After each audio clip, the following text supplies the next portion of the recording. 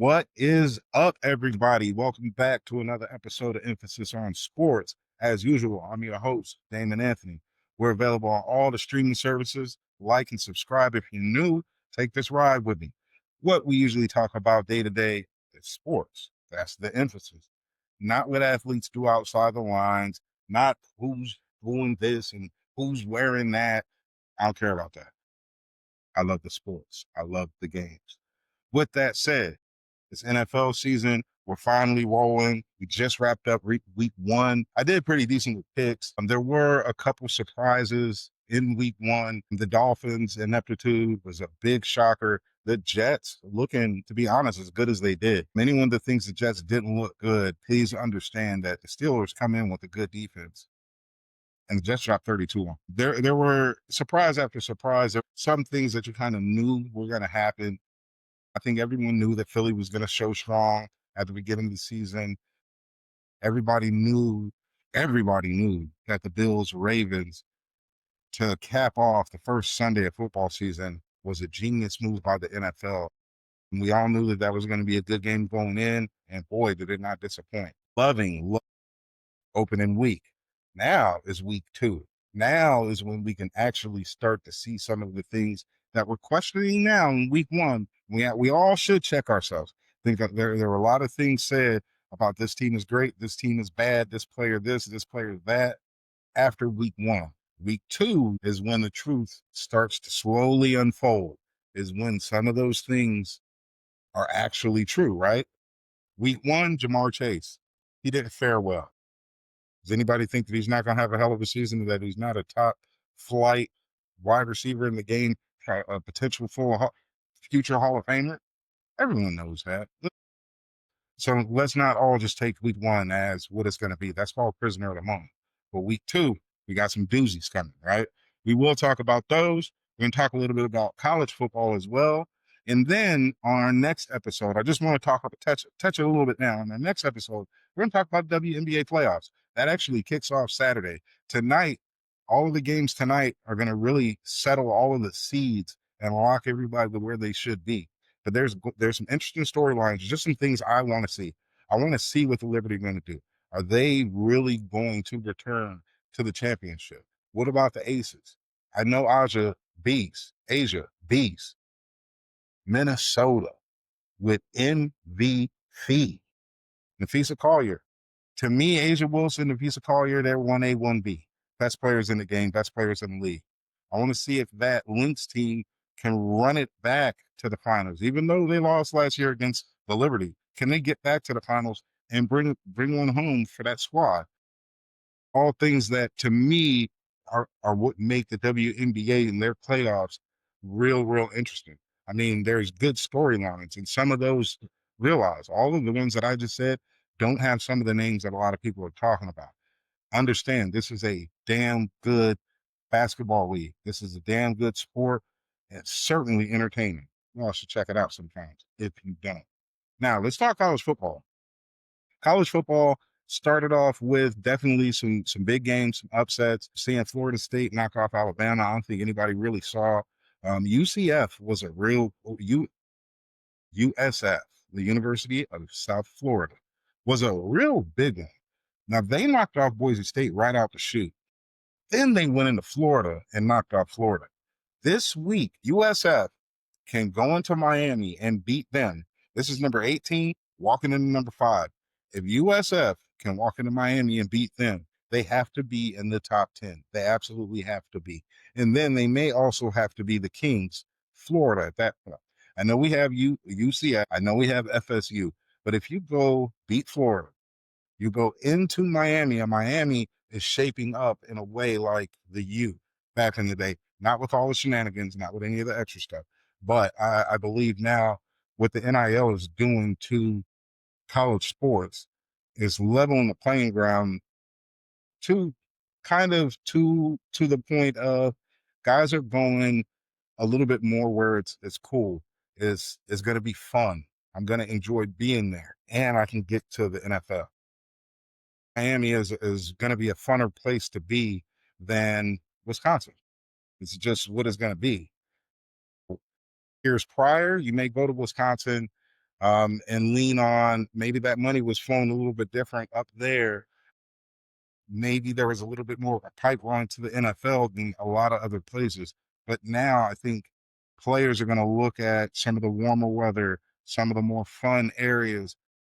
Who's going to bring more of a presence of their returning players, their legends that could possibly get me in that pipeline, that could possibly get me to a different stardom level even before I touch the NFL. So Miami to me is shaping back up into the U a little bit. Time will tell on that. Same thing with Notre Dame. I believe they're coming back to that luster of those programs. But USF, they have a chance to go into Miami and do some major things. I'm really looking forward to that game. If I'm going to pick that game, I'm going to take Miami. Miami, they're at home. They're a damn good team. I don't see USF being really good enough to come in there and hold them to some of the low numbers that they've held Boise State to, that they held Florida to.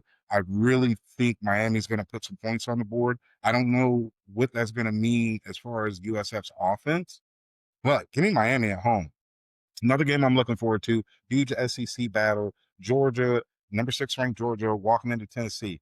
Tennessee currently is ranked number 15. It's always good to see big time conference battles, big time SEC battles. Georgia is going to be right in the mix for a playoff spot and a chance to win a national championship. Can Tennessee get there? This is a big step for them. If Tennessee can beat Georgia, that can help them further down the line. If Georgia loses this game, I don't see it really hurting them because they could just win out and get right into the playoff because of how they started, where they started, and some of the teams that they're going to have to play. I'm going to take Georgia in this one. I believe they're the better team. I think Kirby Smart's going to have those guys ready, and they're going to go on the Rocky Top, and they're going to handle business. Would I love to see Tennessee beat Georgia? Sure, but only because I actually enjoy when the fans rush the field. In a lot of these SEC games, they take the uprights and they walk them through town. That, as a sports fan, I like to see. I like to turn on the post game and watch that, just to be real. So I'm not mad if Tennessee wins. I think Georgia's going to that. Other game, there's 3 big ones to me. This last game, Texas A&M at Notre Dame. Notre Dame's ranked number 8 right now. Texas A&M ranked number 16. Is big because of the rankings, and Notre Dame with their schedule, you know that they're damn near always going to play a really good team or a highly ranked team, damn near every week. But I think that program is leaning back towards the pride and the luster that Notre Dame had years prior. For those that are a little bit younger, Notre Dame was what we just wrapped up seeing what Alabama was with Nick Saban. Notre Dame was that. They may not have won and ran off as many titles as Alabama did, like in that brief period, but they had a prestige. There was a whole different thing. Win one for the Gipper, Newt Rocky, uh, Lou Holtz. There's a succession of great coaches, of great quarterbacks, of great linebackers, of great players. I'm a 49er fan, as you see. Joey Montana. Notre Dame was its own thing. A player went to Notre Dame that really meant something.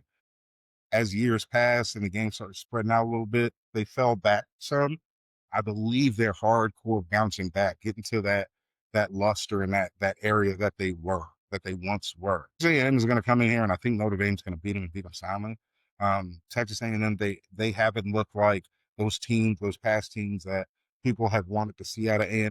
I think Notre Dame takes care of them with no problems there. All right. College football, we're absolutely rolling, and I'm loving it.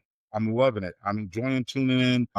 The atmosphere, the pride, all of that's involved in college football. That's so much different than the NFL is why I enjoy it. The fans, the noise, the pure emotion, such a different thing, and so much different of an enjoyment to watch and entertaining to watch. So let's go talk about the NFL. All right. Tonight. Coming up here shortly. Couple hours. We got the Commanders going into Green Bay. Play one hell of a Thursday night game. I am very appreciative that the NFL, when they were breaking out their schedules, gave us this one as the first true kind of Thursday night game. Last week, Thursday, yes, we get it. Cowboys, Eagles, which was a great way to start the season. It really was. Great matchup. Followed by the Chargers, Chiefs, great matchup. Followed by, and I'm talking just prime time here, Bills, Ravens, all-time matchup. Followed by the Vikings and the Bears, divisional. You always love those divisionals, right? This one right here, Washington Green Bay, has the potential to be an NFC Championship preview. It could be. No one could say that it couldn't. You have two young quarterbacks that are trying to establish themselves in that top tier of quarterbacking in the NFL. And I'm here to watch it. Michael Parsons, he just got to Green Bay, did pretty well week one, did record a sack, a lot of hurries to quarterback. We know what he brings to the game, but you also know they can run at him. And Washington has this guy named Bill in the backfield that does his damn thing. This one is a tough one to pick. Give me Washington. Something tells me Washington is going to go in there and they're going to win this game. I like Washington a lot this year. I don't know how far they're going to go, but this to me is a team that is pulling everything together at the right time with a young quarterback who's seemingly mature enough to take that next step. I think Jaden gets it done. I think Jordan Love puts up great numbers. I think this is going to be a fantastic game. That's why I'm so happy that it's actually playing. You get off of work on Thursday, you want to watch some football. Who's playing? Oh, that's a hell of a matchup versus, come on, man, the nobody cares game of the week, right? Give me Washington in this one. The line says Green Bay -3.5. I like Washington to cover. I like Washington to win straight up. Should go Commanders, I suppose. Let's move on to Sunday. Today we're going to pick every single one. Break them down a little bit. All right. First game on Sunday, Jacksonville, Cincinnati. Right now the line is Cincinnati -3.5. This one can go either way, to be honest. A lot of people are going to look at Cincinnati and say, of course, that's Burrow, that's Chase, that's Higgins, that's Chase Brown back there. They should be fine. They should put up points because their offense didn't fare that well last week. I don't know about this one. Yes, do I believe Cincinnati's going to have a better offensive showing? I do. But I think Jacksonville is just getting started. We're yet to see Trevor Lawrence really get to the mountaintop of where I think everyone thought he was going to get to earlier. I think we're going to see that progression with their new coach. He's one of those quote unquote offensive gurus. And I really like what I saw out of that offense, even though it was against Carolina last week. I like Cincinnati to win this game. I like Jacksonville to cover. It's 3.5. I think this is a field goal game. Cincinnati wins this one at home. I just don't think they cover. Next game up on Sunday is going to be the Giants at the Cowboys. Current line on this one is Cowboys -5.5. Give me the Cowboys all day. The Cowboys looked a lot better than I think anyone expected them to against the Eagles. Saving for the fact that there was rain delay, the delay that kind of changed the tempo and the game, Dallas really could have won that game. I understand there were some drops at the end. Sure, that happens. But if the tempo stayed the same, Dallas was going toe to toe, slug to slug with Philly. So I don't think the Giants are really going to be able to do anything about it. Giants at the Cowboys. Give me Dallas. Give me Dallas to cover. I think they're going to win big. Next one up, you're going to have the Bears at the Lions. Current line on this one, Lions -6.5. This one is going to also be interesting. The Lions did take that slug last week against Green Bay. Green Bay looked really dynamic against them. We know the Lions just lost both of their coordinators, which is always a lot to overcome, especially when the coordinators are good. Both of these coordinators went on to be head coaches. One of them had a absolute great showing. One of them had a really damn good shot. That also tells me that took a lot out of the Lions. I like the Lions at home on this one. This is the Ben Johnson coming home game. The new coach of the Bears coming back to the Lions. He's going to want to pull out some stops. I just don't know if the Bears are ready to do that. I like the Lions at home. I like them to win by at least a touchdown. So give me the Lions all the way around. Then we're going to have the Rams at the Tennessee Titans. Current line on this one, Rams -5.5. Give me the Rams. The Rams had a boringly decent game against the Texans last week. Meanwhile, the Titans, hey, look, they hung right in there with the Broncos, but the Broncos aren't the Rams. The Rams are going to come in with much better defense or better offense. Matt Stafford's going to sling that ball around. I'm expecting a really big game out of Devontae this week. I really like the Rams in this one. Current lines -5.5. Give me the Rams. No reason to say that they shouldn't take that down. Then we're going to have an AFC East battle, one of the ones that you always love. New England at Miami. Current line is Miami -1.5. And this one's funny. New England, we know that they're rebuilding. Miami seems like the team that's kind of in flux right now, but there's always that old thing that it was always hard for New England to come into Miami in September and win because it was so damn hot and humid. Well, that doesn't change. That 1.5 line, I like Miami in this. I'm not saying that they're going to pull it together and go on some magical run and become the team that a lot of people were expecting them to be, but I do think they win this game. I think New England, prime team, I'm not going to take any shots at them at all, but I just think going into Miami, a team that now is going to feel like they have to really prove themselves, a lot of players that feel like they need to get their shit together. Give me Miami. Definitely give me Miami. Now we're going to have the game that I'm looking forward to this weekend. Whew, and it's a tough one due to recent events. San Francisco 49ers at the New Orleans Saints. Current line is San Francisco -3.5. This is tough. I like San Fran to win. I don't like them to cover. I just don't. Walking into this game, George Kittle, we know, is out 3 to 5 weeks. Now Purdy's out 2 to 5 weeks. We know Juwan Jennings isn't all the way right, isn't all the way healthy. At some point during last week's game, Fred Warner had to go sit on the side a little bit, so he may not be all the way right and all the way healthy. We got Mac Jones starting. We just brought back our big homie, Kate Bourne. I like the Niners to win this game based on their defense alone. I don't think it's going to be a high scoring game. I'm not discounting the Saints at all, but San Francisco defense was flying around last week, and I think they're going to do the same thing this week. Give me San Fran, make it real close. I don't think they're going to cover them. I really like it. Late field goal by our new kicker, Eddie Pinheiro, will have the faithful going absolutely nuts. Niners win a real close one against the Saints. Then we're going to have the Buffalo Bills at the New York Jets. That one, I believe now is going to be a hell of a game. The current line on this one is Buffalo -6.5. I like Buffalo to win the game, but I might like the Jets to cover that. If you would have asked me 2 weeks ago, I would have liked the Bills to blow them out. But after what I saw last week against the Steelers, I like the Jets to cover the 6.5. I do. Buffalo's coming off an amazing comeback victory against Baltimore. There's really not a lot of holes. Can't really say too much about Buffalo. They'll be just fine. But on the other side of the ball, the Jets, whatever their game plan was coming in mentally to the season with Aaron Glenn, I believe it was picked correctly. I really do. Everybody was saying Garrett Wilson wasn't going to be that good because no one believed in Justin Fields. Garrett went off last week. Justin went off last week.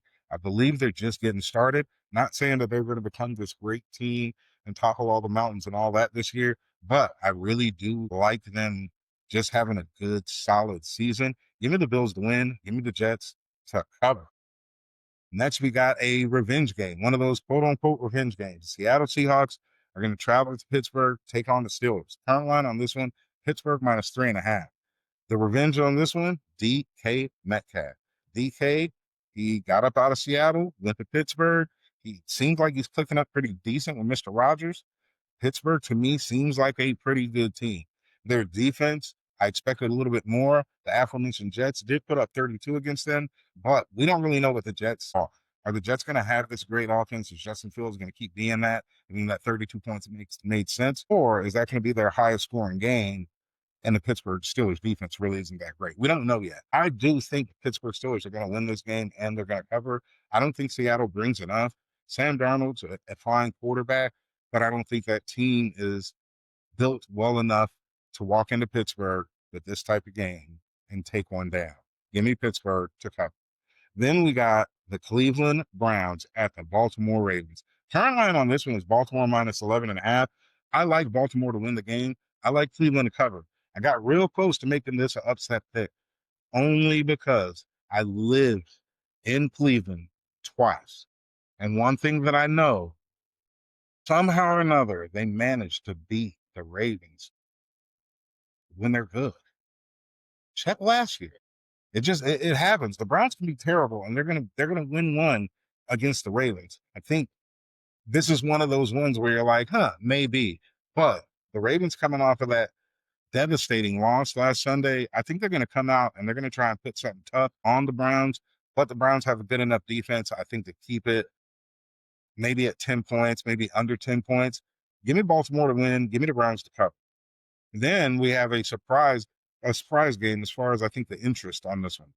We got the Denver Broncos at the Indianapolis Colts. This one is real interesting, especially after last week. Current line is Denver -1.5. What makes this one interesting is the fact that the Colts knocked off the Dolphins in the fashion that they did last week. The Colts had won an opening game since my beard was black. That's just not a thing that they do. And to win the one that they did in the fashion that they did makes you question: is this team actually good? Is Danny Dimes actually solid? Did he really find his home here? No one knows. No one knows. I know the Dolphins are in flux, so I can't tell you too much about the Colts. Meanwhile, the Broncos, who I think everyone, including myself, are expecting them to ascend to maybe a next level this year, with Bo Nix being in his second year and Sean Payton seemingly finding his person. I think everyone was expecting them to have a little bit of a better showing in Tennessee last week, so I don't really know who Denver is right now. In the game, I like Denver. The line's 1.5, so give me the 1.5. I'll be Denver all week, all day this week. Next up, we have the nobody cares game of the week. Week, week, week. We got the Carolina Panthers at the Arizona Cardinals. Current line is Arizona -7.5. There's going to be a lot of people. I know I'm going to have some comments here or there. People are going to say, come on, the Cardinals are all right. They're not. They're not. The Cardinals are mid to lower than that. And we know Carolina is full on rebuilding. So this is not an exciting game. Unless you're betting on it or you have fantasy players in this, no one's really that interested in this game outside of the fans of their teams. For this one, Arizona, I believe, is going to win. I like Carolina to cover backdoor. Nobody cares game of the week. Nobody cares at all. I'm telling you. Then we're going to have the Philadelphia Eagles and the Kansas City Chiefs in a Super Bowl rematch that I am going to have my popcorn ready and rocking and rolling for this one. This game, Philly is favored by 1.5. I like the Eagles. I like the Eagles to go into Kansas City and win the game. That 1.5 is lovely. Nice field goal game to win. I think the Eagles are healthy. I think they're ready to really put on for the rest of the league and show people that they did deserve to win that Super Bowl, that they are that good of a team. I think everyone is going to try and ride Jalen Hurts to the promised land. I don't know if that's going to be done at the end of the season, but I like him this week. Injuries, the injury bug and suspensions, that's working against Kansas City. I think Kansas City will rebound. I think they'll be fine, but I think they start the season on 2. Give me the Eagles. Now, the night game on Sunday, that one, it's a battle of a couple of last year first round quarterbacks that I think is going to be a nice rock'em sock'em game. I think we're going to see some good scoring, some good points, and some good plays in this. The Atlanta Falcons at the Minnesota Vikings. Current line, Vikings -3.5. Give me the Vikings. They're at home. JJ McCarthy looked pretty good last week. To me, what he looked like? He looked like a quarterback who had to find his way throughout the game. And once he found it, he was actually throwing some good darts. Michael Penix Jr., we walked into the season really not knowing what that was going to be with the team. I think he had a good first week showing against Tampa. Damn near won that game down the stretch. I think this is going to be a fireworks type of game. I'm going to lean on the team with Justin Jefferson because I think he makes a play late in the game for Minnesota to win and cover.